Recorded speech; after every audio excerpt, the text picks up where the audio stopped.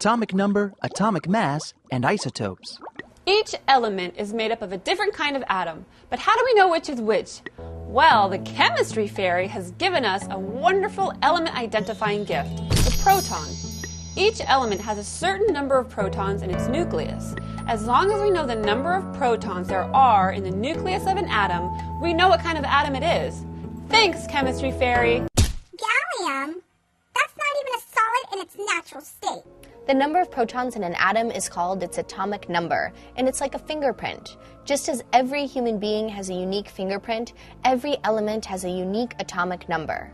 For example, a silver atom has 47 protons in its nucleus. You can mine it on Earth, take it to outer space, melt it, and let it evaporate, and it will still have 47 protons. An atom with 47 protons is a silver atom. An atom without 47 protons is not a silver atom. Another way scientists identify atoms is by the mass of the whole nucleus, which is known as the atomic mass. Mass can be a little confusing, so let's check it out.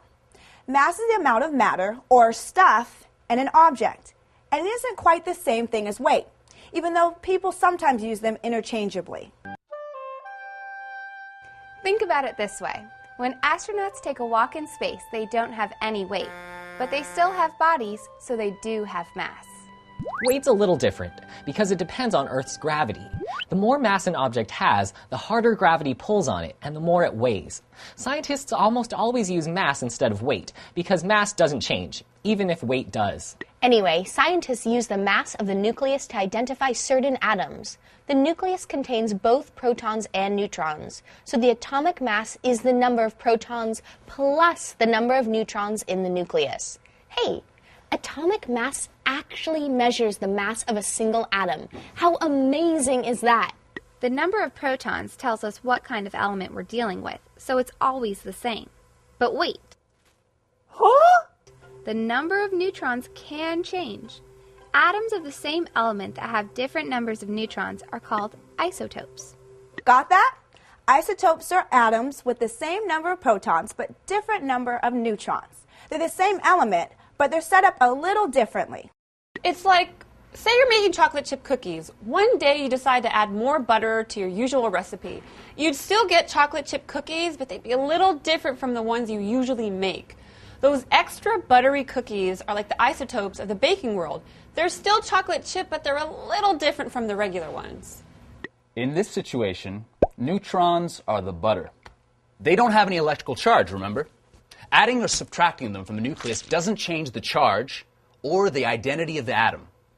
What neutrons do have is mass, so they make the nucleus bigger and heavier, even if everything else stays the same. Let's take a look at some isotopes in the real world. Most carbon is called carbon-12. It has 6 protons and 6 neutrons. However, another isotope of carbon is carbon-13. It still has 6 protons but 7 neutrons. Carbon-14, another isotope, has 6 protons and 8 neutrons. Notice that each isotope of carbon has 6 protons. They may have different properties, but they're still carbon with an atomic number of 6. Nobody really knows what causes atoms to have different numbers of neutrons. They just do. Really? Wow. So, atoms have mass. But when was the last time you tried to find the mass of something as tiny as an atom? The mass of an atom is measured in a special unit of measurement called AMU, or atomic mass unit. 1 AMU is equal to the mass of 1 proton of any atom. Since protons and neutrons basically have the same mass, 1 AMU is also the mass of 1 neutron. Hey, I said AMU, not EMU. Lucky for you, atomic mass as calculated in AMU is usually a decimal, which makes it easy to find on the periodic table. It's a decimal because it's an average of a bunch of different isotopes. No sweat.